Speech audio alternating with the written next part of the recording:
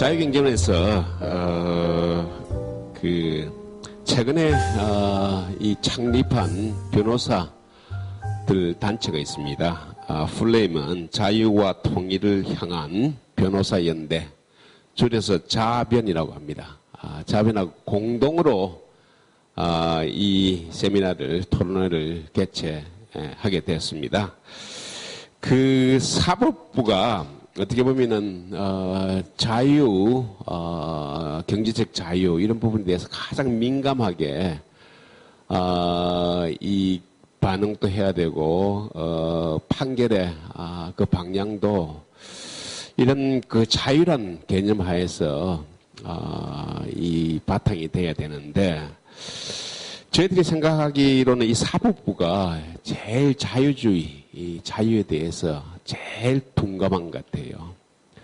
자, 그래서 저희들이 자변하고 같이 이런 그 자유주의의 그 의미, 사법부에서 다루고 있는 많은 판결, 그런 부분 다 정책하고도 관계되어 있는 그런 부분인데, 그런 부분이 자유주의라는 그런 사상으로 우리가 이 조명을 했을 때 현실에서 일어나고 있는 많은 그 사법부의 판결이 뭐가 잘못됐나 하는 것을 일목요연하게 보여줄 수 있을 것 같아요.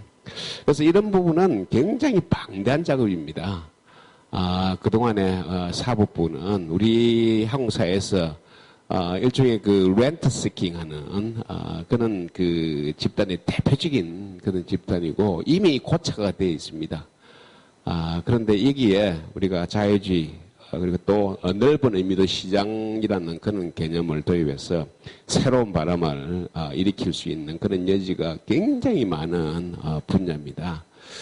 자, 그럼에도 불구하고 이 분야는 워낙 철밥통이 돼서 그런지 모르겠지만은 이런 부분에 대해서 이런 시각에서 접근하고 있는 그런 단체, 그런 사람이 거의 없습니다. 그래서 오늘은 우리 자유경제하고 이 자변하고 이런 부분에 대해서 처음으로 한번 포문을 열어보는 이런 자리입니다. 그래서 앞으로 이런 이 일종의 포럼, 세미나 형태는 지금 현재도 계획하기로는 한 달에 한 번 정도는 반드시 그때에 맞춰서 가장 현안되는 이런 이슈, 판결을 중심으로 해서 한번 검토해보는 이런 이 자리를 가지려고 합니다. 자, 오늘은 그 첫째 날로서 변호사 시장의 국가 개입 이대로 좋은가 하는 어떻게 보면 가장 또 뜨거운 감자라고 우리 사이에 볼 수가 있습니다. 아까 말씀드렸듯이 변호사 이쪽 이 직책이 가장 우리 사이의 렌트가 지대가 가장 높은 부분입니다. 그런 렌트를 유지하기 위해서 시장 진입을 막고 그렇게 하기 위해서 이제 자격증 제도, 다시 말해서 사법 부의 고시 폐쇄하는 이것이 대표적인 것인데요. 자, 이런 부분이 결국 어떤 방향이 좋으냐 하는 그런 거는 결국 소비자, 국민들이 좀 더 편하게 살 수 있느냐 없느냐 하는 이것이 하나의 잣대가 되는 것입니다. 지금 현재는 이제 국민들이 편하게 지내는 이런 잣대보다 법조인들의 일종의 소득, 그거를 이제 보장하는 이런 차원에서 얘기를 많이 하고 있는데, 잣대가 완전히 달라져야 됩니다. 그래서 오늘은 그거보다 이제 구체적으로 변호사 시장의 국가 개입, 변호사 시장의 국가 개입이라는 요 하나의 단어에도 여러 가지 형태의 정책 방향이 있는데, 오늘은 특별히 하나만을 선정을 해서 한번 논의해 보도록 하겠습니다. 발제는 자변에서 가장 활동적으로 해주시는 황성욱 변호사께서 발제를 맡으셨고요. 토론은 두 분의 일종의 법조 관련 전문가를 모셨습니다. 아직 안 오셨지만 수원대학교 법학과에 겸임 교수로 계시는 류여혜 교수 모셨고요. 두 번째로는 같은 자변에서 활동하고 계십니다. 전동욱 변호사 이렇게 모셨습니다. 자, 오늘 어떻게 보면 이 이슈가 아마 이렇게 조명하는 건 아마 저 대한민국 처음일 겁니다. 우리 황 변호사 주장하는 전체 프레임을 먼저 듣고 토론해 보도록 하겠습니다. 자, 부탁드리겠습니다. 오늘 국선 변호인 제도의 확대에 대해서 제가 비판할 것인데 아마 제 생각으로는 건국 이래 아마 첫 번째 주장일 것 같습니다.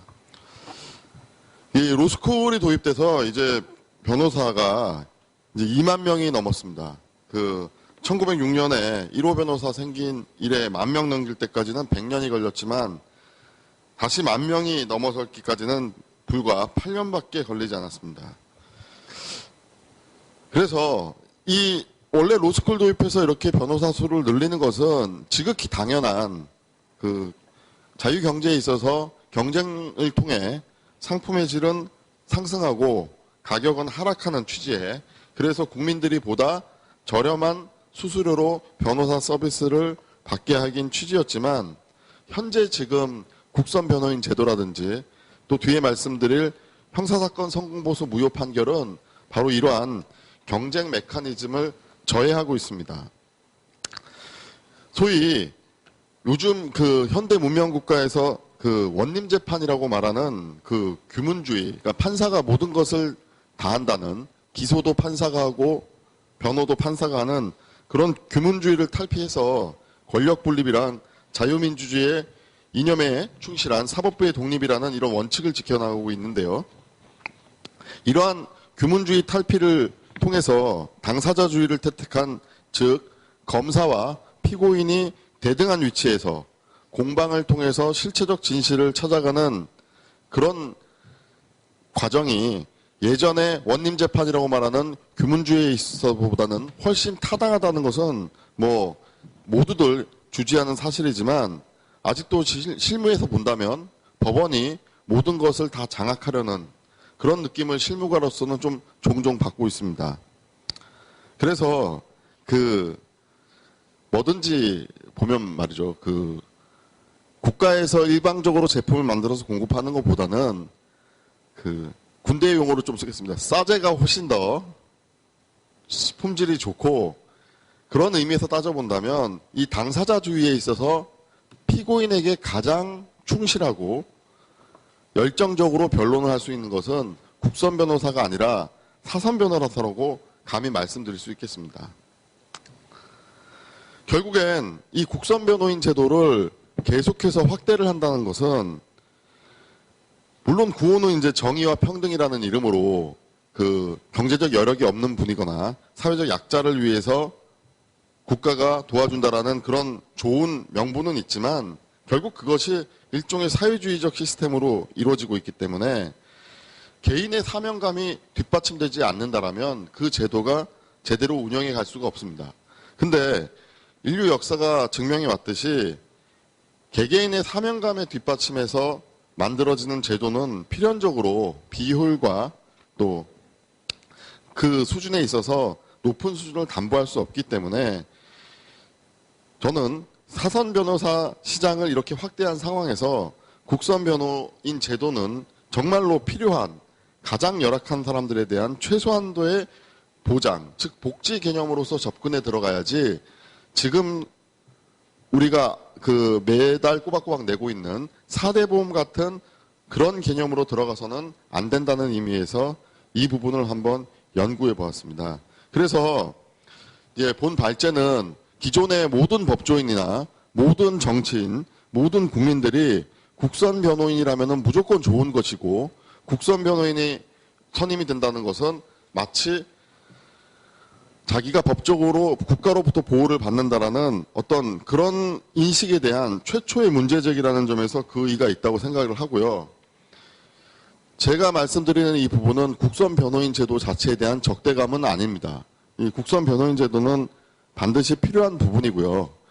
경제적 여력이 없다는 이유로 검사에 비해서 열악한 법률적 지식을 가진 피고인이 변호인의 도움 없이 재판에 임한다라는 것은 그것은 물론 정의와 형평에 반하는 것이기 때문에 국선 변호인 제도 자체는 인정합니다. 하지만 구체적으로 들어가서 지금 대한민국에서 벌어지고 있는 무차별적 국선 변호인 제도의 확대는 시장경제 메커니즘에 역행한다는 측면에서 봐주셨으면 좋겠습니다. 국선변호인 제도는 계속해서 개정을 통해서 그 영역을 확대해 왔는데요. 먼저 헌법 제12조 사항의 근거가 있습니다. 4쪽입니다.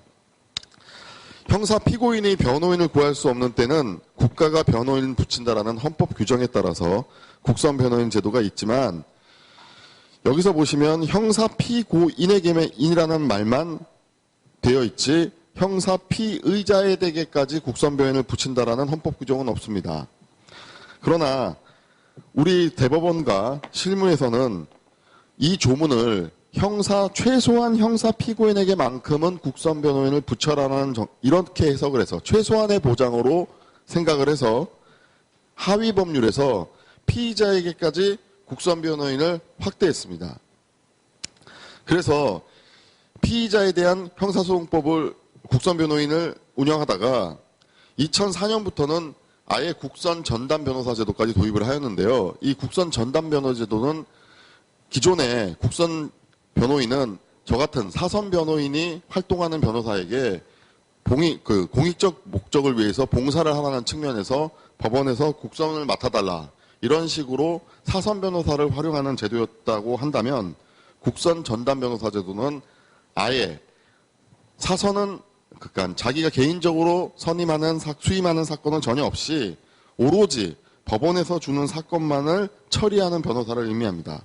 그래서 지금은 현재 두 가지 제도가 병존을 하고 있고요. 2011년에 아동 청소년의 성보호에 관한 법률을 개정해서 아동 청소년 성범죄 피해자에게도 국선 변호인을 도입하고 있습니다. 여기서 2013년에 한 차례 더 나가서 성인 성범죄 피해자에게도 무조건 국선 변호인이 붙을 수 있도록 했고요. 그 다음에 2008년부터 도입된 국민참여재판제도에서도 국선 변호인 제도가 도입되고 있습니다. 그리고 법률구조공단이라고 해서 이 기관도 상당히 큰 기관인데, 이 기관에서도 국선 변호인 제도를 같이 운영하고 있는 실정입니다.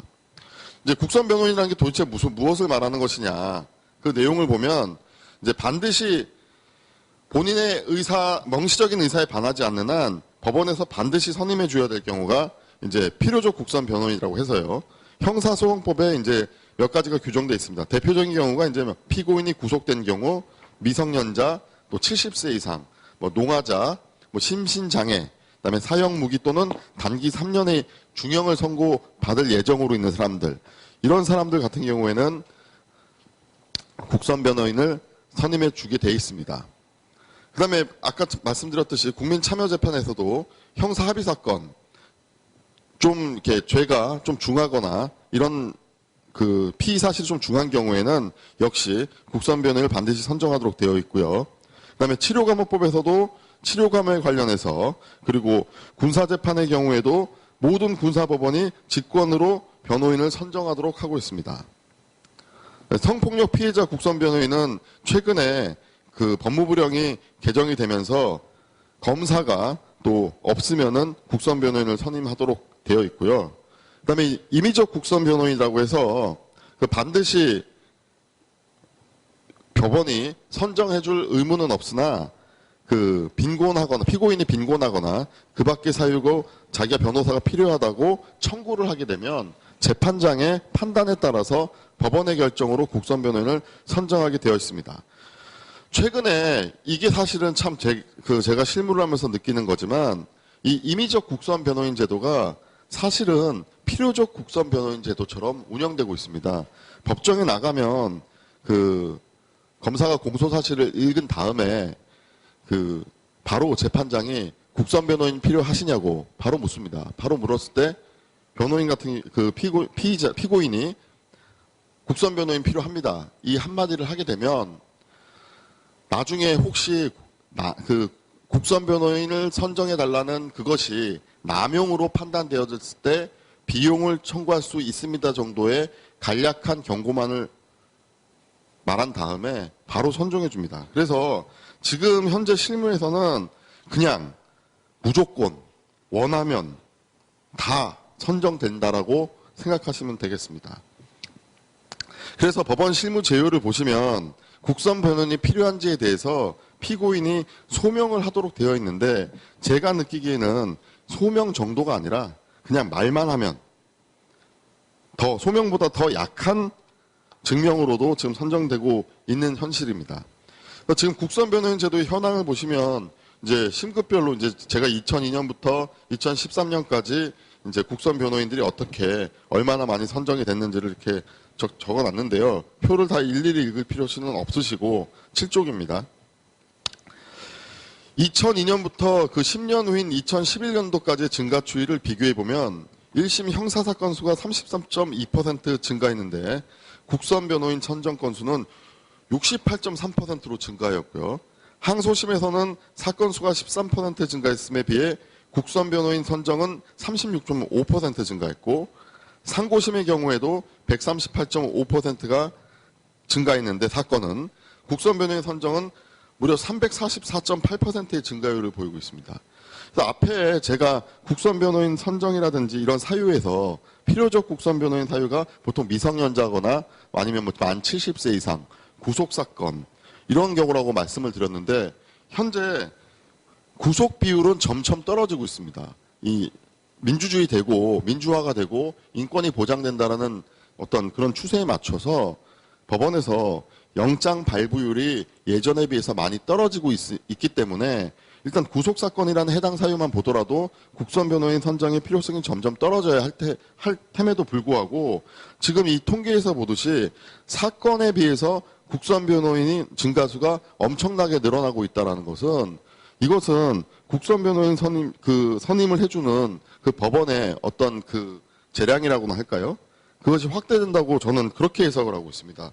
왜냐하면 2002년부터 2011년도까지 그 대한민국이 특별하게 무슨 경제적인 이슈가 생겨가지고 국민들이 뭐 많이 가난해지거나 국선 변호인의 조력을 받을 수 없을 만큼의 사람들이 대폭 증가했다고 볼 수는 없기 때문에 이 증가율은 다분히 국선 변호인 제도를 확대하라는 사법부의 어떤 정책적 판단이 들어가 있는 것으로 저는 그렇게 보고 있습니다. 근데 이 같은 통계를 보고도요, 저랑 해석을 달리하는 학자들이 많아요. 그래서 이 통계를 보고 거의 99.9%가 뭐라고 말씀을 하시냐면 국선 변호인 제도의 확대로 말미암아 피고인에게 변호인의 조력을 받을 권리가 그만큼 많아져서 인권이 개선되고 있다라고 거의 대다수 논문과 연구 자료에서 그렇게 결론을 내리고 있는데 이것을 딱 보고 곧바로 인권을 연결짓는 것이 타당한지는 저는 매우 의문입니다.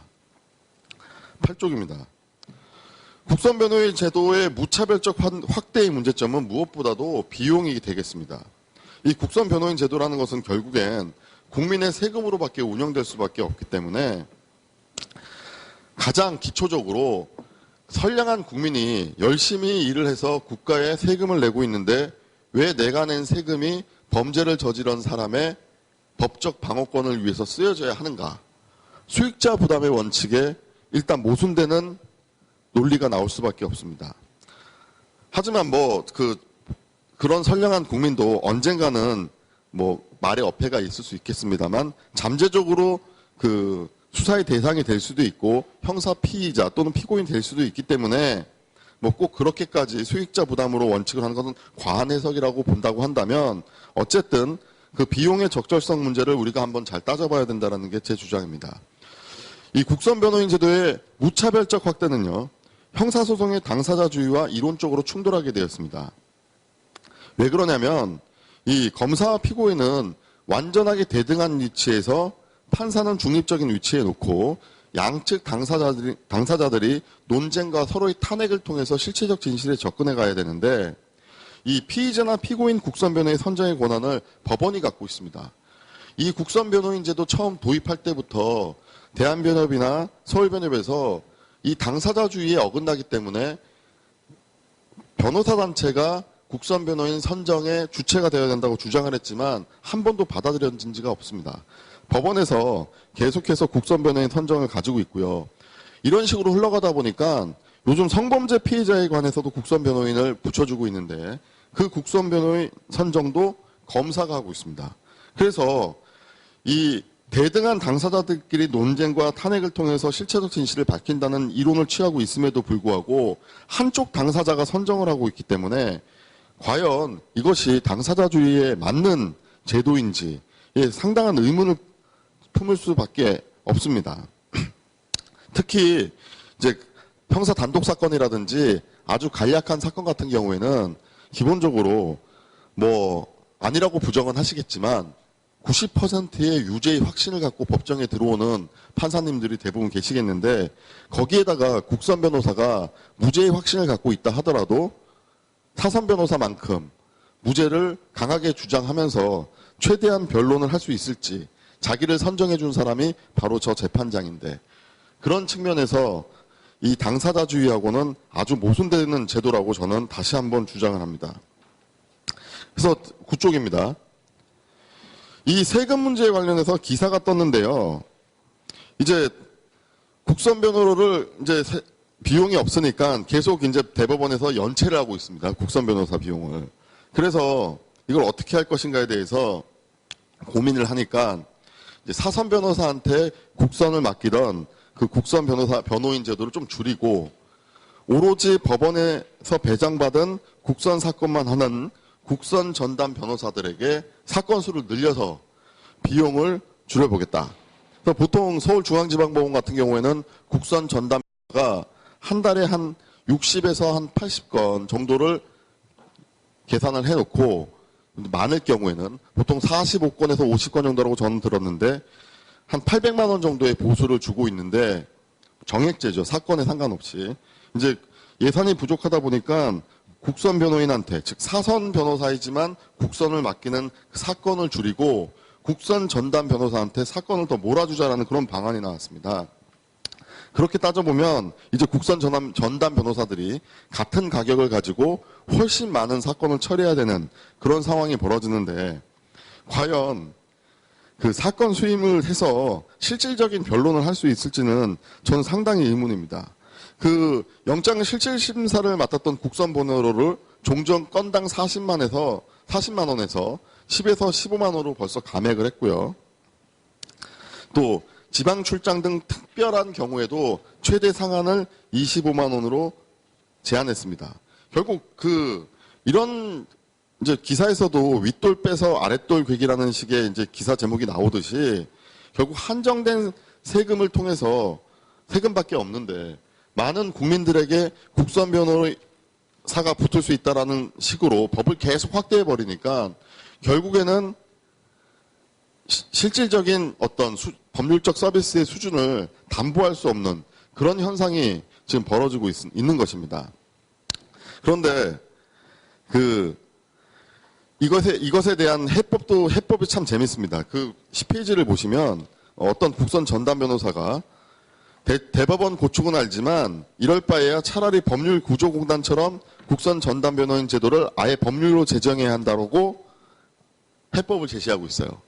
그러니까 이 변호사들 자체가 경쟁을 통해서 사건을 수임하고 소비자인 의뢰인들로부터 평가를 받아서 시장에 살아남겠다는 생각을 가지고 있는 것이 아니라 국회에서 법률을 제정해줘서 우리로 하여금 철밥통을 보장해달라는 식의 방식이 기본적으로 변호사들의 사고방식입니다.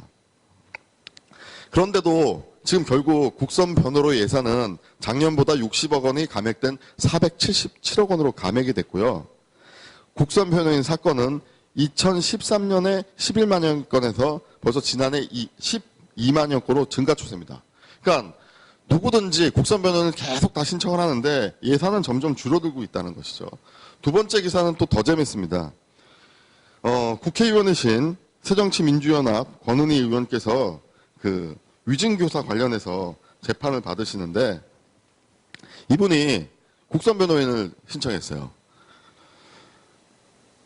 이분의 그 사회적 지위나 또 이분이 원래는 변호사를 하셨던 분인데 아무리 생각해도 이분이 국선 변호인의 도움을 받아야 될 분은 저는 아니라고 생각을 하는데 현행 실무상 국선 변호인을 다 붙여주도록 되어 있기 때문에 사선 변호인이 선임계를 내지 않으면 이런 현상이 벌어집니다. 그래서 과연 일반 서민들 입장에서 봤었을 때 국회의원까지 국선 변호인을 선정받아서 재판을 진행해야 되는 건지 의문이 들지 않을 수가 없습니다. 그래서 이런 국선 변호인 제도가 확대가 되니까 형사사건에서는 지금 사선 변호사 시장에서 어떤 일이 벌어지고 있냐면 11쪽입니다. 대형 로펌 및 전관 출신 변호사를 제외하고는 사실상 형사사건에 있어서 사건 수임을 할 수 있는 시장이 사라져 버렸어요. 그러니까 일정 수준, 그러니까 뭐 속된 말로 고급지고 럭셔리한 분들은 돈이 많으시니까 전관 출신이나 대형 로펌에 찾아가서 높은 수임료를 지출을 한다 하더라도 나는 도움을 받겠다라고 하지만 중산층 이하의 분들은 이런 국선 변호인 제도가 확대돼 있으니 뭐타로 사선 변호사를 선정하겠느냐 하면서 전부 국선 변호사를 선정하게 되기 때문에 이 시장 자체가 지금 없어져 버렸습니다.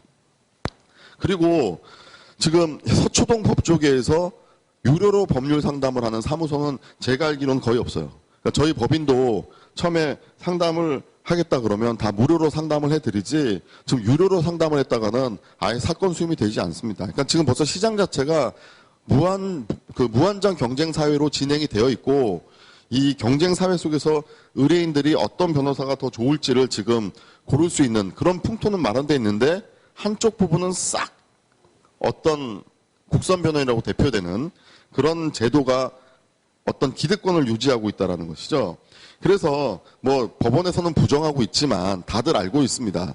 이 고질적인 우리나라의 가장 큰 문제점이 법원이라는 연결고리 또 검찰이라는 연결고리를 통해서 그 전관예우라는 문제가 분명 존재하고 있습니다. 뭐 끝까지 아니라고 주장하시는데 저는 실무에서 많이 느꼈기 때문에 전관예우 문제 그리고 또 브로커 문제 의뢰인들한테 아무런 자격 없는 사람들이 가서 우리 변호사한테 맡기면 무조건 집행유예로 빼줄 수 있다. 이런 식으로 하는 브로커들이 서초동에서도 무수히 많습니다. 그래서 브로커들 밑에 변호사가 고용되는 소위 브로커 법무 로펌이라는 그런 존재 형식도 있고요. 그러니까 지금 이 당초 목적했던 어떤 그 변호사 시장이 자율 경쟁을 통해서 서비스 질을 높이자라는 이런 부분은 지금 제가 판단하건대 거의 실효성을 거두지 못하고 있다라고 생각이 듭니다. 그런 차원에서 국선 변호인 제도의 확대가 결국에는 젊은 변호사들을 저임금의 착취로 이어질 수 있는 그런 고리로 오히려 활용되는 그런 단점이 있다라고 저는 판단을 하고 있습니다. 국선 변호인의 확대는 이 정도 하고요. 얼마 전에 형사사건 성공보수 무효화라는 판결이 나왔습니다. 11조 아래에 보시면 이제 뭐 간단하게 그 보석 피의자의 보석을 이제 받아주겠다면서 이제 변호사가 이제 돈을 받았는데 그 액수가 조금 크긴 컸던 모양입니다. 그래서 1억 원의 성공보수금을 이제 변호사가 받았는데 막상 이제 그 피고인의 아들이 너무 비싸다는 생각이 들어가지고 이 성공보수금을 반환해달라고 소송에 들어간 사건입니다. 여기서 12쪽입니다. 그 대법원 판결을 보시면 그러니까 뭐 간단하게 말씀드리면 처음에 이제 형사사건을 맡았을 때 착수금 얼마, 착수금 500에 뭐 무죄, 집행유예, 선고유예, 벌금형 이렇게 해서 인신구속이 안 되는 형을 받게 되면 그것에 대한 공로로 얼마를 더 받겠다라는 것을 이제 성공보수금이라고 얘기를 하는데요. 뭐 저는 그것을 성공보수금이라고 법적 성질을 보진 않지만 아무튼 이것을 무효로 하면서 대법원에서 이런 얘기를 합니다. 변호사는 개인적인 이익이나 영리를 추구하는 단순한 직업인이 아니라 우리 사회의 법치주의 실현의 한 축으로서 정의와 인권을 수호해야 하는 공적인 지위에 있다. 아주 좋은 말씀을 쓰고 계시죠. 또 그 밑에 줄친 부분을 보시면 성공보수 약정은 여러 가지 부작용과 문제점을 안고 있고 형사 절차나 법조 직역 전반에 대한 신뢰성이나 공정성의 문제와도 밀접하게 연관되어 있기 때문 이 변호사라는 직업을 어떤 성직자나 종교인 같은 아주 훌륭한 성역으로 이렇게 만들어내면서 뒤에 넘기다 보면 줄침부를 읽겠습니다. 만약 성공에 해당하는 수사재판 결과가 부적절한 방법으로 마땅히 받아야 할 처벌을 모면한 것이라면 사법정의를 심각하게 훼손하는 것이고 반대로 그것이 당연한 결과라면 의뢰인은 형사 절차 때문에 어쩔 수 없이 성공보수를 지급하게 됐다는 억울함과 원망의 마음을 갖게 될 것이다. 저는 참 이 얘기를 보고 참 어이가 없었습니다. 그 부분에 대해서 조금 뒤에 설명을 해드릴 텐데요. 이렇게 대법원 판결이 나오자 이제 시장이 변화하기 시작합니다. 이 자유시장 경쟁에서 국가가 딱 개입을 하는 순간 또 시장은 또 그에 맞게 움직이죠. 서울지방변호사회는 바로 이 대법원 판결에 대한 반박 성명을 냈습니다. 굵은 글씨를 보시면 아까 그 제가 어이가 없다라는 부분에 대해서 비슷한 입장인데요. 수많은 재심 판결을 통해서 억울한 피고인들이 누명을 벗었습니다. 이와 같이 변호사의 노력으로 실체적 진실을 발견하고 재심을 통해서 무죄를 받아낸 사건들이 우리 사법사에 무수히 많음에도 불구하고 마치 모든 재판의 결과가 변호사의 노력과는 아무런 영향이 없는 한 폄하하는 것은 유감스럽다라는 식으로 성명서가 나왔고요. 14페이지입니다. 저는 아까 그 대법원 판결을 보면서 그 대법원이 이 사법부에 있어서의 정말 절대적인 지위를 갖고 있고 그런 지위를 스스로 정말 잘 인식하고 있구나. 왜냐하면 그 마땅이라는 말을 쓴다라는 것이 너무 신기했어요. 왜냐하면 어떤 재판의 결과도 그 재판의 결과가 종교적 관점에서의 진실이라고 말할 수는 없습니다. 우리가 당연히 알고 있는 재판의 유죄, 무죄도 사실 하나님이나 신이 보았을 때는 그게 진실이 아닐 수가 있어요. 왜냐하면 특히 형사재판 같은 경우는 엄격한 증거의 원칙에 따라서 재판이 진행되고 있기 때문에 모든 사람들이 다 아는 진실이라 하더라도 재판에서는 진실이 아닐 수가 있는 것입니다. 그런데 거기에 이제 마땅이라는 말을 대법원이 쓴다는 얘기는 그러면 이렇게 된다는 얘기죠. 제가 이제 겪었던 얘기 중에 하나인데 어떤 피고인이 열심히 변론을 해서 이제 무죄 판결을 받았습니다. 그러고 와서 이런 말을 하는 것이죠. 마땅히 무죄를 받아야 할 나를 국가기관인 검사가 잘못 기소했고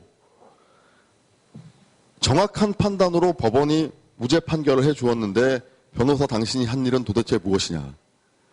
이렇게 나오면 뭐 할 말이 없는 것이죠. 원래부터 죄가 없었던 사람을 검사가 잘못 기소해서 판사가 정확히 무죄로 판결해줬는데 변호사가 무엇을 했느냐.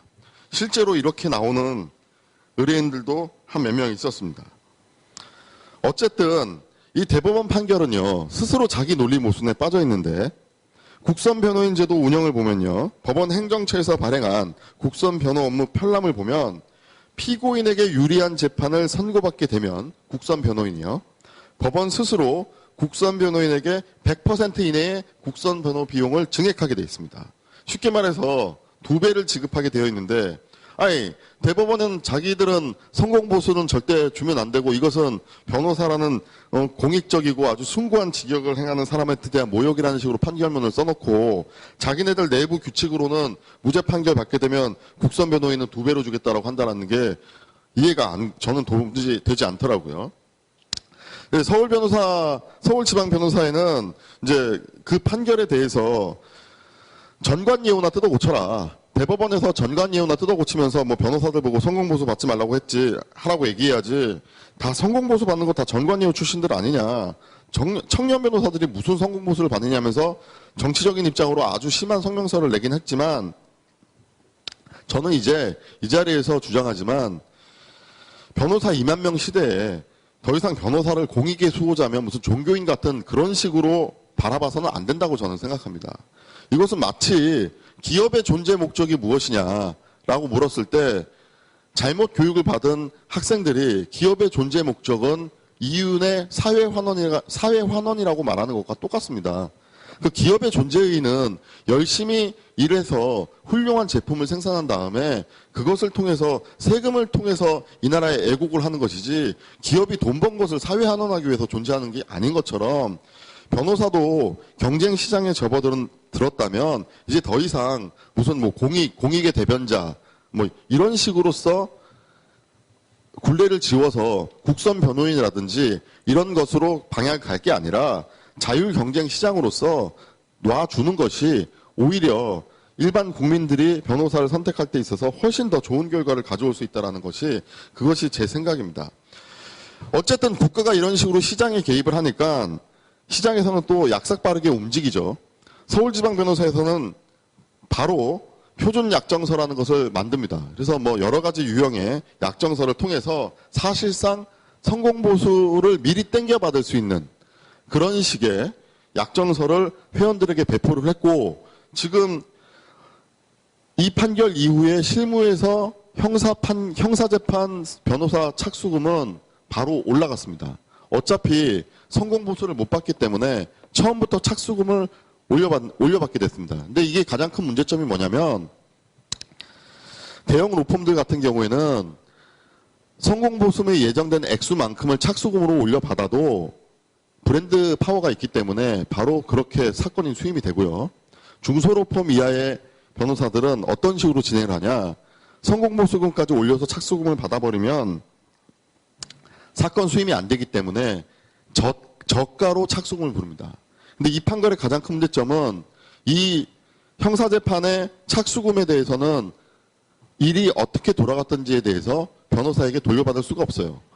왜냐하면 공익의 대변자인 변호사한테 잘 해달라고 주는 착수금의 성격의 돈이기 때문에 결론이 어떻게 되는가에 따라 돌려받지 못하는 그런 돈입니다. 그러니까 결과에 상관이 없으니까 착수금만 받고 계속 사건을 수임하려는 영업만 할 뿐이 되는 그런 현상이 벌어지고 있죠. 일단 내수 중에 선임료가 들어오면 변호사 입장에서는 그걸로 끝인 것입니다. 또 다른 사건을 수임해서 또 착수금을 받고 이렇게 가는 것이지, 유죄가 나든 무죄가 나든 어차피 유죄가 나도 돈 못 받고 무죄가 나도 돈을 못 받기 때문에 지금 시장이 형사재판에 있어서 수요자라고 할 수 있는 국민들에게 훌륭한 변호인 조력을 기대할 수 없게끔 그렇게 이 판결이 바꿔놓아버렸습니다. 그래서 제가 역효과라는 표현을 썼습니다. 그래서 근데 이런 국선 변호인 제도가, 이제 결론을 제가 말씀드리겠습니다. 이런 국선 변호인 제도가 왜 이렇게 확대되고 있고 계속해서 세금이 투여되어 있고, 당초 로스쿨 제도의 목적이 변호사가 됐어도 능력이 없으면 시장에서 퇴출될 수 있다라는 그 제도의 목적과 다르게 왜 계속 이런 국선 변호인 제도가 확대되고 있느냐. 첫 번째 이유는 경제적 여유가 없다라는 것이 우리 사회에서는 하나의 간판이자 훈장입니다. 이 돈이 많다라는 것은요, 법정에서 일종의 죄악이에요. 예를 들어서 횡령, 배임, 사기 사건의 경우에 사선 변호사가 붙게 되면 검찰이나 법원에서 검사님, 판사님의 시각이 이렇습니다. 사선 변호사 선임할 선임료는 있고 피해자한테 갚을 돈은 없냐? 바로 이런 시각을 갖고 있기 때문에 돈이 경제적 여유가 있는 피고인들조차도 국선 변호인을 신청하고 오히려 따로 가만히 몰래 뒤에서 일을 하는 사선 변호인을 별도로 선임하는 그런 편법까지도 실무에서는 성행하고 있습니다. 아까 말씀드렸던 권은희 의원 같은 경우도 저는 그렇게 판단을 하고 있는데요. 아무튼 공공성이란, 마지막입니다. 공공성이란 거룩한 명칭을 내세우면서 실제로는 나라 돈을 어떻게 하면 더 많이 뺏어먹을까 하는 그런 이중성이 저는 국선 변호인 제도에서 보이고 있고요. 변호사 수가 많지만 공평히 나눠 먹자는 한국 특유의 하향 평등 사고도 저는 이 제도와 죄송합니다. 보이고, 그 다음에 법조인의 밥벌이는 서비스 수요자인 국민이 아니라 국가나 사법부가 제도를 통해서 결정한다라는 이 마인드가 자유주의 시장 경제를 채택하고 있는 대한민국의 정체성에 과연 맞는지, 또 이 자유경쟁의 논리에 역행하려는 변호사들의 애처로운 기득권 논리가 아닌지 한번 의심해 보고 있습니다. 그래서 결국 국선 변호인 제도가 계속 확장된다면 결국 일반 국민들의 부담하는 세금도 그와 비례해서 계속해서 확장될 것이라는 것이 본 발제의 결론입니다. 이상입니다. 지금 조금 늦게 도착을 했습니다. 바로 이 앞에서 제가 인생에서 처음으로 교통사고를 냈는데요. 정말 아주 따닥하고 크게 부딪혔었습니다. 그래서 차가 견인돼서 가는 걸 보고 수습을 하고 올라왔는데, 그 과정에서 제가 느낀 생각이 무엇이었냐면요. 법을 전공하는 나도 차 사고가 나니까 이게 경직되고, 특히 보험회사가 와서 하고 있는 횡포를 보니까요. 눈에 보이는 거예요. 뭐가 보이냐면, 그러니까 더 안 주기 위한 그런 꼼수 보이는데 참 제가 답답함을 금치 못하면서 올라왔는데요. 저는 어제 MBN 뉴스를 보면서 사실 충격을 좀 심하게 받았습니다. 보셨는지 모르겠지만 국정화 지지 선언 교수 설마 우리 학교에도 뉴스 타이틀이 그거였습니다. 근데 그 설마 우리 학교에도 그 교수 명단에 제가 들어가 있죠. 어떤 느낌이 드세요? 뉴스가 설마 우리 학교에도 이거 하고요. 국정화 지지 교수 명단 이렇게 활동한다. 이거 하고 완전 다른 느낌이죠. 설마 우리 학교도라는 그 기사를 보면서요. 국정화 지지를 하니까 매국노와 친일파로 분류되고 있는 그 기사의 장난. 그리고 어제 혹시 보셨는지 모르겠습니다. 혼외자, 그러니까 저출산 고령사회위원회가 국가에서 발동을 하면서요. 어제 혼외자, 즉 저출산을 출산 장려를 위해서 혼외자를 차별하지 말라는 차별금지법을 발의하겠다는 내용이 어제 정부에서 공개적으로 공포를 했습니다. 그리고요, 더 충격적인 것은 중고등학생들이 임신했을 때 학교 안에 타가소를 만들고 학교를 다닐 수 있도록 우리나라의 중고등학생 임신부가 다닐 수 있는 학교를 내년 3월부터 개원을 한다고 합니다. 그런데 이렇게 흘러가는 것을 보면서요, 우리는 여기서 계속 얘기를 하고 있습니다. 약자를 보호해야 된다. 사회적 약자. 제가 학생들에게 지난주 목요일 날 수업 시간에 80명을 대상으로 물었습니다. 여러분, 사회적 약자가 누구죠? 그러니까 학생들이 일제히 대답했습니다. 노인요. 그래서 제가 얘기했어요. 300억을 가진 노인과 너 누가 더 약자니? 그러니까 학생들이 저요. 그 다음 약자는 누구니? 하니까 정말 똑같이 대답을 합니다. 뭐라고 했을까요? 장애인요. 그래서 제가 500억을 가진 장애인과 너 누가 더 약자니? 하니까 저요. 그 다음은 임산부래요. 근데 학생들이 하는 얘기가요. 내가 이걸 왜 이렇게 똑같이 알고 있지? 지하철에 써져 있대요. 여러분, 사회적 약자를 보호합시다. 노인, 임산부, 그리고 장애인. 저는 오늘 이 주제문 발표를 한 황송욱 변호사에게 정말 용기가 있다고 박수를 치고 싶어요. 국선 변호인을 이야기할 땐 다들 이렇게 이야기합니다. 가난한 사람을 돕는 제도인데 더 확대해야지. 더 확대해야지. 가난한 사람을 돕는 이 제도에 대해서 반기를 든 글은 한 편도 없습니다. 여러분이 아시는지 모르겠지만요. 어디에도 자료를 찾아도 국선 변호인을 늘리자라고 하지 줄이자라고 하지 않습니다. 왜? 사회적 약자를 돌봐야 되니까. 그런데 여기에서 황 변이 지금 주장하고 있는 국선 변호인 제도에 대한 문제점을 이야기하면 사람들은 이렇게 얘기합니다. 거의 매국노 수준이 되는 것이죠. 사회적 약자를 돕지는 못할 망정 지금 네가 돈 벌자고 이렇게 얘기하느냐. 전 근데 그렇게 생각하지 않습니다. 바로 그 첫 번째 사건이 저는 권은희 사건이었습니다. 저는 충격적이었습니다. 왜 권은희 의원에게 우리가 국선 변호인을 선임해 주려고 하는가. 그런데요. 2년차, 경력 2년차인 곽여산이라는 변호사가 배정이 되었는데요. 물론 국민의 권리자 권은희 의원도 당연히 국선 변호인을 선임할 수 있는 권리가 있겠죠. 국선 변호인이라는 제도가 처음 생겼을 때는 분명히 가난하고 또 돈이 없고 그러니까 돈이 없고 나이가 많고 정말 불우한 환경인 사람에게 해주자는 것이 취지였습니다. 근데 그 법이 조금씩 개정이 된 것이죠. 제가 바로 지적하고 싶은 것이 이겁니다. 법은 만들어질 땐 쉽습니다. 취지도 아름답죠. 근데 만들어지고 조금씩 개정하는 절차를 거치면서 그 개정 속에서 바로 독소가 들어가는 것입니다. 지금 보면요. 아까 제가 잠깐 설명드렸던 저출산 고령사회위원회에서 만들고자 하는 혼외자 차별금지법 안에는 조금 있으면 동성혼도 들어갈 것입니다. 왜요? 동성애자들을 그 안에 집어넣어서 동성애자가 입양을 해도 그들을 보호하자는 내용을 넣겠죠. 자, 지금 우리가 흔히 말하는 배지들은요. 재판에서 지게 되면 큰일 납니다. 왜? 배지의 생명이 끝나는 것이죠. 그런데 이 사건에서 문제점은 이제 배지를 내려놓을 때가 다 되었습니다. 이때까지도 아직도 재판이 진행되고 있지 않다는 것이죠. 이것이 일단 첫 번째 지적입니다. 배지의 권력이죠. 그러면 권 의원에게 적용된 모해 위정 때는 어떤 죄인지 아세요? 허위로 사실을 거짓말로 만들어서 상대방을 해칠 목적을 갖고 만든 거예요. 굉장히 죄질이 나쁩니다. 그래서 10년 이하의 징역이라는 아주 높은 징역을 부과하게 되죠. 이 사건 같은 경우에는 원래 단독 판사가 맞는 것이 맞지만은 중대하다고 해서 형사 합의부, 세 사람의 판사가 들어가는 합의부에 들어갔습니다. 사건을 중대하게 봤다는 것이죠. 이 중대한 사건을 권은희 의원은 국선 변호인에게 맡기겠다고 합니다. 용감한 걸까요? 아니면 꼼수가 있는 걸까요? 본인이 변호사니까 본인이 해도 되니까 아니요. 전 그렇게 보지 않습니다. 국선 변호인을 굉장히 잘 활용을 하겠죠. 2년차 변호인은 목숨을 걸고 달려들 것입니다. 왜? 이슈가 되겠죠. 한번 뜨면 되죠. 또 국민들은 뭐라고 할까요? 역시 광주의 딸 다르다 이렇게 표현을 할 것입니다. 그런데 그 사람이 그렇게 할 수 있도록 만들어준 것이 바로 법이죠. 국선 변호인 법을 보면요. 형사소송법 제33조에서 이렇게 얘기하고 있습니다. 구속됐을 때, 미성년자일 때, 70세 이상일 때, 노화자일 때, 심신장애 의심이 있을 때 여기에는 아무도 해당이 안 됩니다. 권 의원은 여기 1부터 5호까지 해당되는 사항이 전혀 없습니다. 그럼 6호죠. 사형 무기 또는 단기 3년 이상의 징역이나 금고에 해당하는 사건. 여기서 또 함정이 있습니다. 10년 이하, 모해 위해증은 10년 이하의 징역이에요. 10년 이하. 6개월이 나올 수도 있고요. 1개월이 나올 수도 있고. 정말로 2개월이 나올 수도 있어요. 근데 여기 국선 변호인은 3년 이상의 징역이나 금고예요. 여기서 사실 법의 공백, 괴리가 뜨게 됩니다. 3년 이상 그러면 권은희가 확실히 받을 자신이 있는가?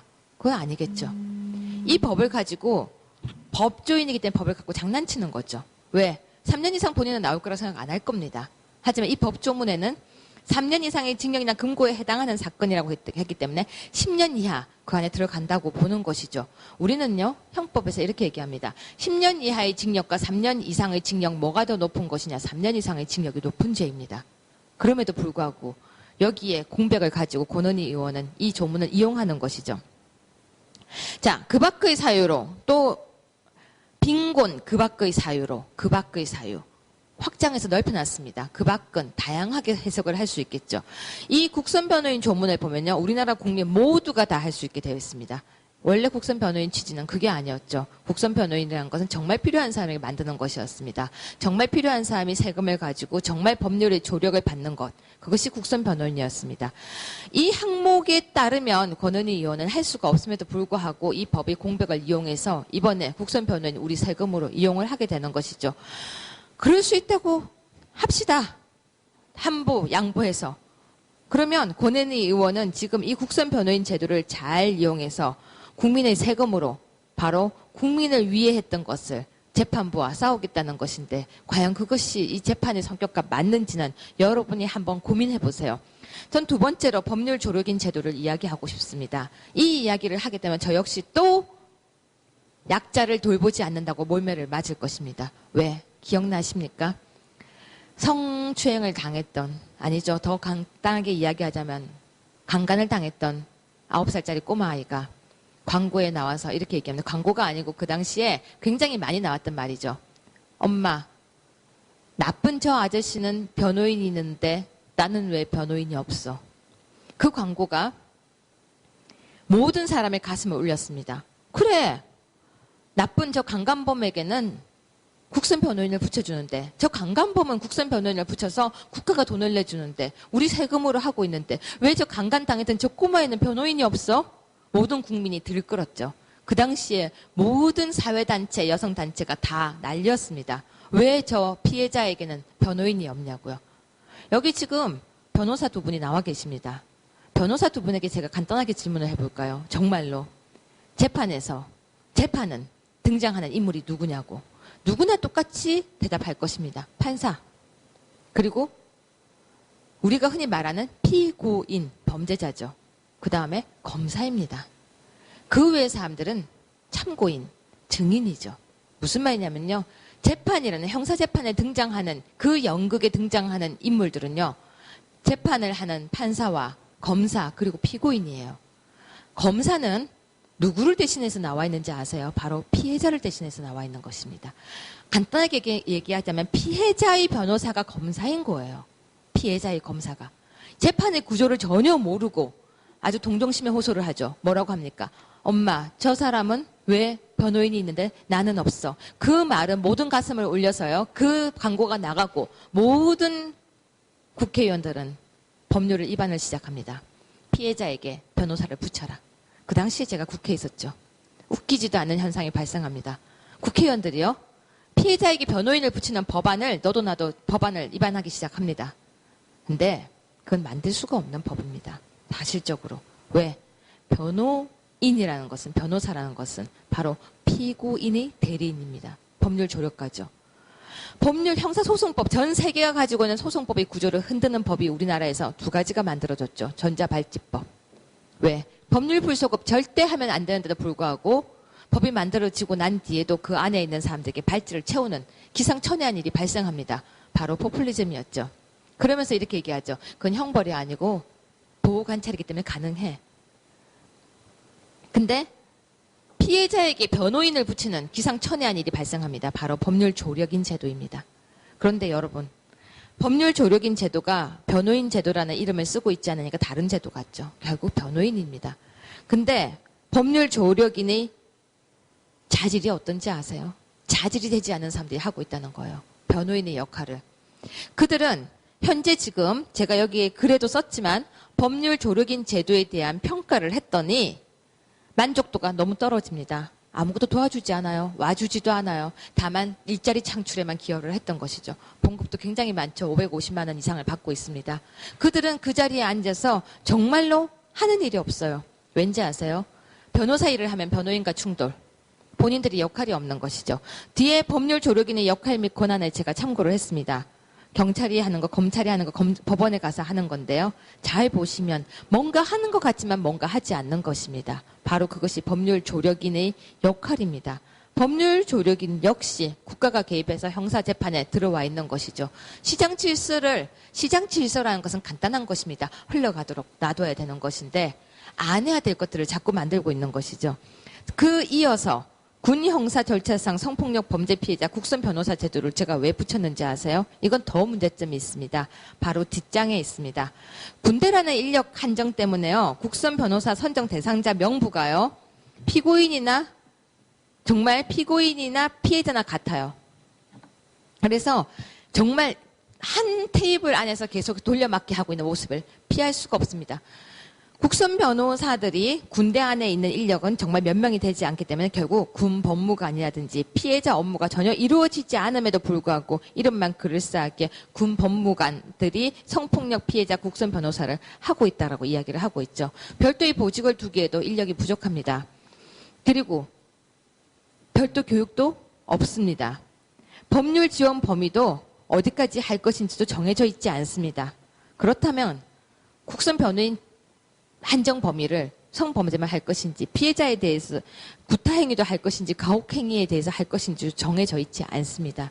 우리는 지금 법률 시장에 국가가 많이 개입하고 있습니다. 국가는 출생률까지 개입을 하고 싶어 하죠. 출생을 하게 되면 근로시장이 늘어날까? 저는 그렇게 보지 않습니다. 왜 정년은 빨리 만들고 출생은 많이 해야 되고 태어나면 다 일을 할까요? 젊은 층이 그러면 일을 다 해야 되는데 젊은 층은 일을 하지 않죠. 답답한 그 심정을 정말 금할 수 없는데 법률 시장을 바라보면요. 여러분이 생각하시는 것보다 더 심각하게 흘러가고 있습니다. 그 부분을 지적하면서 오늘 황 변호사의 발표를 보면서요. 조금 더 참고해서 법률 조력인 제도까지 저는 토론을 마쳐보자 합니다. 류 교수님이 그렇게 말씀을 해주시니까 그냥 왔다가 생각보다 큰 돌을 던지고 있구나라는 생각에 어깨가 무거운데요. 일단 얘기 들어가기 전에 우리는 이 형사국선 변호인 제도나 형사국선 전담 변호사 제도가 어떤 시각에서 지금 확대되고 있는가를 먼저 알아봐야 해요. 그거를 그러니까 쉽게 알 수 있는 게 2015년도에 사법정책연구원, 이건 뭐 법원에서 하는 겁니다. 사법정책연구원에서 발간한 연구 보고서가 있는데 국선 전담 변호사 제도의 개선 방안에 관한 연구라는 제목의 연구 보고서예요. 거기 보면 제일 말미에 이런 말이 나와 있습니다. 형사 국선 변호를 포함한 법률 구조 업무를 단순히 사후적 구제 수단의 보장 차원에서 이해하거나 경제 사회적 약자들만을 위한 보충적 복지 차원에서 이해한다면 아까 황 변호사님이 사실은 이 정도에서 멈춰야 된다고 얘기를 하셨죠. 민주복지국가의 헌법 이념을 온전히 구현하기 어렵게 된다. 즉 법률 구조 업무를 운용함에 있어 소수자에 대한 시혜적 태도에 그치지 않고 적극적으로 법률 서비스 측면의 보편적 복지를 지향하여야 한다는 것이다. 우리 국선 변호제도, 특히 국선 전담 변호사 제도도 궁극적으로는 이러한 형태를 추구할 필요가 있다고 생각된다. 따라서 앞서 언급한 바와 같이 공급자가 아니라 수요자 입장에서 제도를 설계하고 시행하여야 하는 것이다. 이게 대충 한 180페이지 정도 되는 보고서인데 이 보고서를 보면 재밌는 게 딱 그래요. 확대해야 한다. 그리고 재원이 부족하니까 재원을 늘려야 한다. 근데 그 재원을 어떻게 마련하고 그런 거에 대해서는 하나도 없죠. 그냥 울면서 돈을 달라고 생떼 쓰고 이게 이렇게 좋고 저렇게 좋고 얘기만 하는 거예요. 한쪽만 바라보고 달려가는 거죠. 우린 이거를 지난 몇 년간 사회에서 많이 경험했습니다. 이게 포퓰리즘이잖아요. 보편적 복지라는 이름의 포퓰리즘은 사법부에도 이미 깊숙이 자리 잡았음을 이 글을 통해서도 알 수 있습니다. 국선 변호인 제도, 특히 국선 변호사 제도에 관하여는 2004년 시행 이후로 바람 잘 날이 없다 해도 과언이 아닐 만큼 제도의 개선에 관한 논의가 있었지만 이는 대부분 전담 변호사의 위촉 및 관리 주체의 변경 여부, 이걸 놓고 변호사 단체가 해야 한다, 사법부에 넣어 그대로 귀속을 시켜야 한다, 아니면 뭐 심지어 이런 안도 있었어요. 제3의 단체를 만들자부터 지금 현재 법률 구조공단에다 맡겨야 한다는 얘기까지 있었거든요. 그런 논의밖에 없을 정도로 그런 주체의 변경에 집중되었고, 부가적으로는 이제 업무량 및 보수의 적정성에 대한 논의가 또 있었습니다. 이건 뭐냐? 변호사 시장의 반자유시장 경쟁적 상황에 대한 논의는 여지까지도 없었고 아마 이 자리 이후에도 당분간 없을 거라고 보입니다. 왜냐하면은 이 부분을 누가 해줄 수 있는 게 없거든요. 이름 없는 돈 갖다 쓰고 있는 건데 이건 전 국민이 나서서 반대를 하지 않는 한은 이 흐름은 아마 계속될 거라고 보입니다. 황성욱 변호사의 발제는 이러한 점에서 굉장히 의미가 있는 것이라고 할 수 있습니다. 국선 변호 제도의 문제점에 대해서 제가 간략히 짚어보겠는데, 국선 변호인 제도의 근거, 제도 확대의 연혁, 국선 변호인 제도의 내용 및 현황에 대해서는 황성욱 변호사의 발제문에 자세히 소개가 되어 있었으므로 앞으로는 국선 변호인 제도의 무차별적 확대의 문제점을 조금 다른 관점에서 짚어보도록 하겠습니다. 우선 황성욱 변호사가 세금잔치라는 표현을 사용하였는데 국선 변호 제도의 재원에 대해서 간략히 설명드리겠습니다. 뭐 여기 이렇게 한 페이지에 걸쳐서 써놨는데 되게 간단해요. 쉽게 말해서 국회에서 하는 일반 회계가 반이고, 그러니까 내용상으로 반이 아닌 게 아니라 이 재정이 어떻게 마련되냐면은 일반 회계하고 공탁지원금 딱 두 개에서 나온 돈으로 이 제도를 운영을 하고 있거든요. 이걸로 운영을 하는 게 아까 말씀드린 국선 전담 변호사 제도, 그리고 그다음에 일반 국선 변호인 제도, 그러니까 전담으로 하는 게 아니라 국선 변호인들이 이렇게 틈틈이 해서 하는 그것까지 모두 포함해서 그 예산을 집행을 하고 있습니다. 근데 일반 회계 예산의 비중이 줄고 공탁 지원금의 비중이 늘어난다는 것은 국선 변호 제도가 시장의 경제 상황에 직접적인 영향을 받는다는 것을 의미하는데, 국선 변호 예산은 계속 늘기만 하니 이건 참 아이러니한 상황이 아닐 수 없죠. 국선 변호 예산 증가의 이유는 국선 전담 변호사 및 일반 국선 변호인들이 보수가 가장 큰 이유인데요.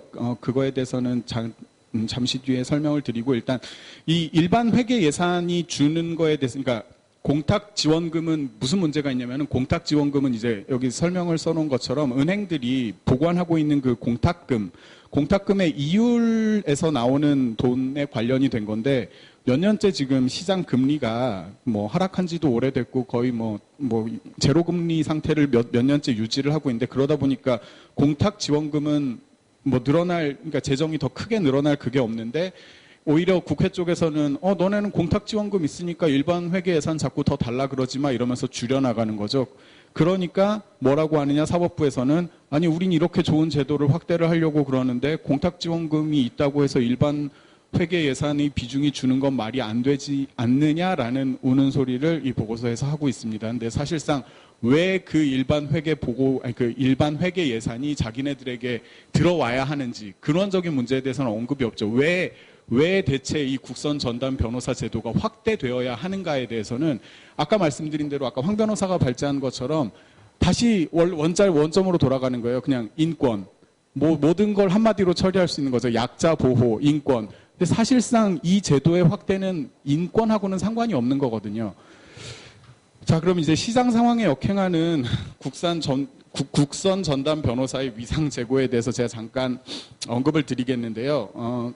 여기 잠깐 말씀을 드리면은, 보통 어떤 전관의 경력 없이 그리고 뭐 어떤 대형 펌에 들어갔던 경험 없이 이제 바로 개업한 변호사를 막변이라고 해요. 저 같은 경우는 이제 저 같은 경우가 아마 딱 들어맞을 텐데 서초동 막변이라고 합니다. 교대 앞에 바로 사무소 내고 고전하고 있는 변호사인데 이 비판에는 어느 정도 그런 막변의 시각이 조금은 녹아들어 있으니 그 부분에 대해서는 약간 양해를 구하겠습니다. 일단 국선전담 변호사가 인기를 끌고 있는 이유는 물론 언론, 문화 이런 영역도 있죠. 최근에 드라마 너의 목소리가 들려 그리고 뭐 영화로 치면 소수의견 거기서 국선 변호인들이 소명감을 가지고 굉장히 멋있는 활동을 하는 것처럼 비추어졌다고 해요. 저는 소수의견은 보았는데 그 드라마는 보지 못해서 사실 소수의견을 보면서도 그닥 멋진가 뭐 이런 생각은 안 해서 잘 모르겠는데 뭐 일반인들이 받는 인식은 다르니까요. 근데 과연 그 사람들이 정말로 박봉의 소명의식만을 가지고 일을 하고 있는가? 물론 이건 여담입니다만 저랑 고등학교, 대학교 동창인 친구는 지금 우리나라 굴지의 로펌에서 일하고 있는데 지난주에 밥을 먹다 얘기를 했는데 그 친구가 한 달에 내는 건강보험료가 제 한 달 수입보다 많더라고요. 근데 그런 사람들을 비교를 하자면 그런 사람들에 되면 당연히 국선 전담 변호사분들이나 일반 국선 변호인들이 어떤 소명의식을 가지고 하는 것도 뭐 맞긴 하겠지만 그런 창출되지 않은 기대 수익에 대한 포기를 갖다가 그렇게 커다란 타이틀을 붙여주는 것 또한 옳지 않다고 생각합니다. 올해로 도입 11년째를 맞는 국선 전담 변호사는 예비 법조인이나 청년 변호사들이 가장 선호하는 보직 중 하나로 각광받고 있는데 2015년에 위촉되는 국선 전담 변호사에 대해서는 근무 경력에 따라서 여기 이제 새 전으로 나와 있는데 초임의 경우 600 이제 점점 많아지면 800까지 이걸 세후로 계산하면은 2년 미만은 세후로 월 400만 원대 2년 이상의 경우에는 월 600만 원대를 받아요. 물론 이게 변호사 수입치고 적냐 맞냐, 그러니까 그 말 자체가 웃긴 게 이미 변호사는 2만을 넘었고 자유시장 경쟁 체제로 확립돼 가고 있는데 옛날에 변호사가 뭐 300명씩 나오던 그 시절의 그런 좋던 시절에 비유해서 이게 적다, 이거는 뭐 이렇게 말을 하는 건 옳지 않는 것 같습니다. 이와 대조적으로 신입 변호사들의 시장 진입은 날로 어려워지고 있는 것이 변호사 시장의 현실인데요.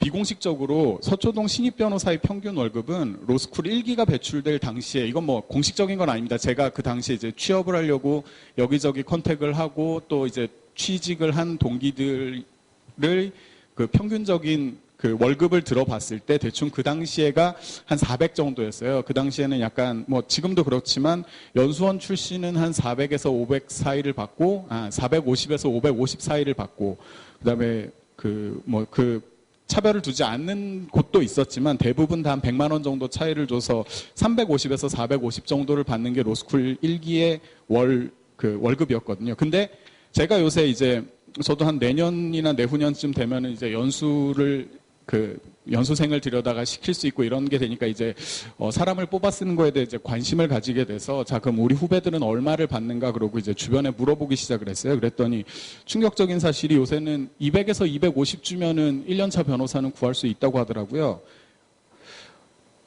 이들이 어렵게 변호사가 되었음에도 불구하고 낮은 임금을 감수하는 것은 어려운 시장 상황 외에도 실무 경험을 쌓으려는 것도 중요한 이유입니다. 아까 말씀드렸듯이 국선 전담 변호사가 되면 2년 미만인 경우에 한 달에 400만 원대, 450이 넘을 거예요. 400만 원대라는 게 400 초반이 아니라. 근데 똑같이 2년 미만인데 누구는 200만 원대를 받고 누구는 400만 원대를 받는데 오히려 저 사람은 소명의식이 있고 약자를 보호하고 심지어 거기에 이제 경험을 쌓을, 물론 민사는 없고 형사만 반쪽짜리라는 얘기도 있긴 하지만 사실 그게 그렇게 중요한 건 아니거든요. 사람들이 보면 저 사람은 사건을 많이 했어 이러지 그 사람이 어떤 사건을 했는지 그걸 들춰볼 수 있는 수단이 지금 우리나라에는 없기 때문에 저 사람이 몇 건을 했고 몇 건을 이겼고 이런 통계가 낱낱이 나와 있는 것도 아니기 때문에 그만큼 어떻게 자리를 차지하고 앉아서 경험을 쌓는 것 자체도 굉장한 특혜라고 보입니다. 그 다음에 또 하나, 이거는 이제 이거는 또 제도 개편이랑 맞물려서 이제 국선 전담 변호사들이 뭐 자기들이 의도한 바는 아닌데 얻게 된 혜택인데 이제 경력법관 임용 제도가 시작이 됐어요. 이제 연수원 졸업해서 바로 판사를 달면 너무 이상한 판결들이 많이 나와 애들이 글로만 법 지식을 딸딸 익혔더니 사회적 인식이랑 괴리된 판결들이 많이 나와라고 십몇 년째 계속 지적이 되니까 이제 법원에서 이제 칼을 빼들죠. 그래, 그러면은 우리는 연수원생들을 바로 뽑는 게 아니라 이제 앞으로 애들이 변호사 시장에 가서 일을 좀 하다가 사회적으로 대충 물 좀 먹고 그러면 애들을 뽑겠다 해서 시작된 게 경력법관 임용 수단인데, 그게 그렇게 좋게 작용이 되면 좋겠지만 사실 그게 그런 분들도 있고 아닌 분들도 있어서, 아니 그래도 좀 똑똑한 애들 미리 입도 선매해다가 우리한테 로열티 쭉쭉 주입하고 그런 애들 잠깐 밖에 내보냈다가 들여와갖고 뽑아서 계속 우리의 순혈주의를 고수하는 게 낫지 않냐라는 생각을 가지신 분들도 분명히 법원에 있을 겁니다. 왜냐하면 있으니까 지금 이런 식으로 운용이 되고 있는 거죠. 그래서 어떤 식으로 운용이 되느냐. 일단은 로클락을 뽑아서 2년을 써요. 그리고 경력법관으로 뽑으려면 1년이 남거든요. 그랬더니 처음에는 대형 펌들에다가 공문을 돌려요. 니들 이번에 우리 로클락들 좀 1년만 데려가고 좀 써. 대형 펌들은 나쁠 게 없죠. 얘네들 데려갔다 다시 제조로 들어가면 우리도 인맥이 생기고 좋은데, 그래갖고 오케이 했는데 이게 사회적으로 문제가 됐어요. 그랬더니 또 다른 수단으로 나온 게 이제 국선전담 변호사입니다. 이거를 현황을 보시면은, 지난 7월, 이제 3달 전이죠. 사상 처음으로 임용된 로스쿨 출신 경력법관 37명 가운데 일반 법무법인 출신이 14명, 국선 전담 변호사 출신이 7명이었습니다. 해마다 2,000명의 변호사가 배출되고 10대 대형 로펌에서 200명을 신규 채용한 점을 감안하면 숫자상으로는 14명 대 7명이지만 이 7명의 비율이 훨씬 크다는 걸 알 수 있죠. 안정된 급여와 실무 경험의 축적, 덤으로 판사가 될 수 있는 가능성까지 높아진다니 가히 일석삼조라고 할 수 있습니다.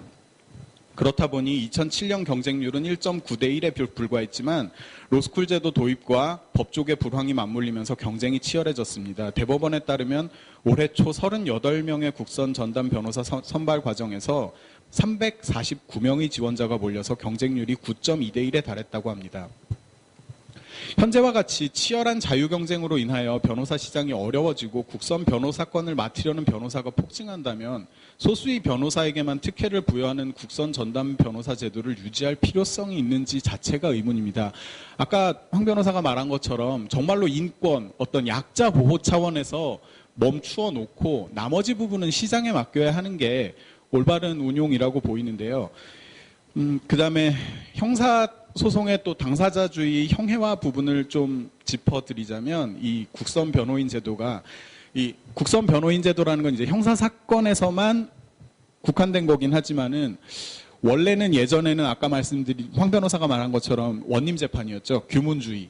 현재는 형사소송은 당사자주의예요. 근데 이 국선 변호인 제도라는 것 자체는 실제로 이 형사사건이 우리나라에서는 규문주의와 당사자주의 사이의 어디쯤인가 위치해 있음을 드러내는 그 그림이라고 할 수 있습니다. 판사 세금으로 하죠. 검사 세금으로 하죠. 근데 국선까지 세금으로 해요. 거기다가 이 국선까지 세금으로 해서 그러면은 사실 따지고 보면은 판사, 검사, 변호인까지 모두 다 국가의 녹을 먹는다는 건데 한 사람이 세 사람으로 갈려졌다 뿐이지 결국은 원님 재판을 3명이 하는 결과가 되지 않겠습니까? 그리고 위촉 방식의 문제점하고 관리의 문제점이 있는데요. 이건 그거예요. 위촉하는 것 자체가 국선 변호사를 뽑는 것도 법원이 하고 그 다음에 재평가를 해서 관리를 하는 것도 법원이 하고 이후에 연임을 시킬지 말지도 지금은 법원이 다 합니다. 자, 그러면은 저는 만약에 제가 국선 전담 변호사가 되면 특정 부에 배석되는데요. 그러면은 그 부장님 눈치를 과연 안 볼 수 있을까요? 제 2년 뒤 일자리를 제 의도랑은 상관없이 제가 더 하고 싶다면 이 사람이 저의 정말로 글자 그대로 보스인데 돈은 이쪽에서 나오지만 이 사람이 평가도 하고 모든 걸 체크를 하고 다음 재계약 문제까지도 가지고 있는데 어떠한 제도이든 그로 인한 순기능과 역기능이 병존하게 마련이므로 제도를 신설하는 것 못지않게 기존 제도에 대하여 보완 개선하는 것도 중요합니다. 법정에서 판사의 권한은 절대적이라 해도 지나치지 않습니다. 일반 변호사도 사건의 결과를 신경 쓰다 보면 판사의 심기를 거스르지 않기 위해 조심하고 또 눈치를 보게 되는데 하물며 국선 변호인은 어떻겠습니까? 법원은 그 국선 변호인에 대해서 이제 국선 전담 변호사 말고 국선 변호인도 그래요. 11월이 되면 각 서울 같은 경우에 동부 뭐 서부 뭐 이렇게 해서 각 법원에서 이제 공문이 날아옵니다. 자, 국선 변호인 명부에 등재를 하게 신청서를 내세요. 신청서를 내면은 뭐 한 2달 지나서 이제 나와요. 어느 뭐 영장 어느 뭐 그러니까 어떤 부분에 주말 주중해서 이렇게 되게 세분화가 돼 있는데 그 부분에 명부에 이제 등재가 돼 있으니까 내년에는 그걸로 활동을 할 준비를 하라고. 제가 작년에 신청을 했는데 제 기억에 한 5군데인가 6군데, 그러니까 법원마다 다르고 주중 주말 다르기 때문에 제가 정확하게 기억은 안 나는데 명부에 한 6군데쯤 등재가 돼 있는데 올해가 지금 벌써 10월인데 그 6군데 명부에서 아직 한 건도 이걸 맡아달라고 연락이 온 적이 없습니다. 그러니 국선 변호인은 그 눈치를 볼 수밖에 없는 거죠. 법원은 현재 제기되는 각각의 대안에 대한 단점을 부각시킴으로써 논리적 우위에 서는 것만을 목표로 할 것이 아니고 실질적으로 당사자주의를 관철시킴으로써 실체적 진실을 밝혀낼 수 있는 본질적 방안으로서의 국선 변호인 제도를 자기네들 헤게모니를 쥐어가는 데만 신경을 쓸 게 아니라 정말로 재판이 제대로 될 수 있게 만들기 위한 그런 제도를 만드는데 노력을 좀 기울이지 않아야 할까 생각을 합니다.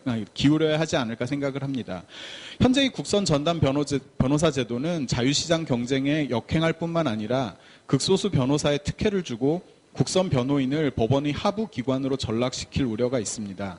따라서 이 제도의 무차별적 확대를 지향하고 국선 변호인이 꼭 필요한 경우에만 이용할 수 있도록 제도를 개선할 필요가 있다고 생각을 합니다. 그리고 이제 형사사건 성공보수의 무효화에 대해서 간략히 코멘트를 달면요. 자, 여기 그 마지막 페이지에서 보면은 자, 판결의 내용 및 문제점 이 부분을 제가 읽을 테니까 그냥 가만히 한번 들어보세요. 대법원은 2015년 7월 23일 선고 2015-200111 전원합의체 판결에서 형사사건의 변호사 성공보수 약정이 무효라고 하였다. 그런데 현행 국선 변호에 관한 예규는 피고인에게 무죄가 선고된 경우 국선 변호인에게 기본 보수액의 100% 범위 내에서 보수를 더 주도록 하는 규정을 두고 있다. 이는 무죄 판결의 경우뿐만 아니라 구속영장이 발부된 사건에서 피고인이 불기소 처분이나 약식 명령을 받은 경우에도 마찬가지로 역시 기본 보수액의 100%를 더 지급하고 있다. 위 판결과 관련하여 위 예규가 문제가 되자 대법원은 사선 변호인의 성공보수 약정과 국선 변호인의 보수는 성격이 전혀 다르므로 대법원 판결과 모순이 아니라는 입장을 밝혔다. 언론 보도에 따르면 대법원 관계자는 무죄가 선고된 경우는 변호에 투입한 시간과 노력이 큰 경우가 일반적이기 때문에 사안의 어려움이나 국선 변호인이 수행한 직무의 내용, 사건 처리에 소요된 시간 등을 참작한다는 취지이지 무죄라는 결과와 결부시키는 것이 아니다라고 말했다고 한다. 참고로 위 판결에서 대법원은 형사 절차는 판사와 검사에게 많은 권한을 주고 있어 변호사의 노력만으로는 성공이라는 결과를 거두기 어렵다고 판시한 바 있다. 위 단락을 읽으면서 뭔가 이상한 점, 위화감을 느끼셨다면은 여러분은 그냥 선량한 시민의 수준에서 국어를 구사하고 있는 거예요. 근데 본인이 그래 나는 한국인으로서 그래 제대로 된 국어를 구사하고 있다라고 해서 좋아할 일이 아닙니다. 만약 여러분이 이 윗 글을 읽으면서 이상한 점을 전혀 발견하지 못하셨다면 여러분은 대법관 수준으로 한국어를 구사를 하고 있는 거거든요. 이처럼 대법원은 성공보수 약정이 사안에 따라 무효로 볼 만한 것도 있고 아닌 것도 있는데 일률적으로 무효라고 판결해버리는 바람에 자가당착적인 상황에 빠진 셈이 되었습니다. 무죄 판결을 받기 위해 훨씬 많은 노력이 들어가는 것은 상식적으로 국선 변호인이든 사선 변호인이든 마찬가지인데 너무 형식 논리에 치우친 나머지 일반인들이 도저히 이해할 수 없는 해명을 하기에 이른 것이죠. 법조직역 전반에 대한 신뢰성, 사법개혁, 이런 걸 놓고 이 판결의 당위성을 얘기하고 이거 주도하신 그 대법관님께서 인터뷰도 멋있게 하시고 좋아요. 저희가 정의와 인권을 수호해야 하는 공적인 지위에 있다고 띄워놓고 이건 별개 얘기지만 저희 부가세 냅니다. 정의와 인권을 수호해야 하는 공적인 지위라고 해놓고 불기소, 불구속, 구속된 그러니까 결국은 말이 이게 그러니까 속된 말로 이게 말이야 방구야 이런 얘기인데요. 대법원이 판결에 설시한 바와 같이 변호사가 사건의 성질과 난이도나 변론 활동에 들인 시간, 노력, 비용에 상응해 합당한 보수를 지급받는 것은 너무나 당연한 일입니다. 단지 그 보수가 합당한지 여부를 결정하는 것은 법원이 필요한 때만 끌어다 쓰는 선량한 풍속 내지 건전한 사회 질서나 사법개혁의 미명이 아니라 자유시장 경제의 메커니즘인 경쟁을 통한 가격 조정임은 두말할 필요도 없습니다. 적어도 형사소송에서만큼은 판사, 검사, 이 성공보수는 니네의 노력이 아니라 원래 그런 거야라고 하는데 이게 재판이라는 게 결국은 증거 싸움이에요. 제가 재판 들어가기 전에 특히 형사사건 같은 경우에는 변호인한테 얘기를 하거든요.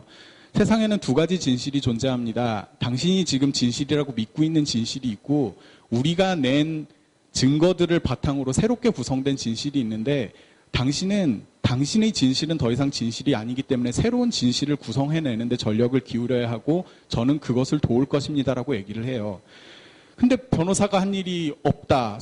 성공보수가 나쁘다라고 얘기를 하는 거는 이러한 변호사의 역할을 부정을 하고 그냥 사건이 접수되자마자 재판장이 짠 본 그 진실만이 진실이라는 광호한 시각을 가지고 있는 거라고 보여지거든요. 그냥 판사 검사들이 모여가지고 그러니까 뭐 그렇게 똑똑하신 검사님들이 어련하면은 기소를 했겠느냐. 그걸 바탕으로 유죄 심증을 갖고 이제 판사님들이 판결을 하는데 변호사 너는 적어도 형사 사건에 있어서는 하는 일이 없으니 와서 자리만 채우고 성공보수 같은 건 없고 그냥 착수금만 받고 만족을 해라 하는 판결인데 이 부분은 법원에 대해서 아쉬운 점이 굉장히 많지만 여기서 마치도록 하겠습니다. 앞으로 여기 있는 세 분 멤버들이 우리나라 사법개혁의 자유주의 관점에서 이 사법개혁에 나가는 그런 방향에 대해서 많은 활동 부탁드리면서 오늘 첫 세미나 이것으로 마치도록 하겠습니다. 감사합니다.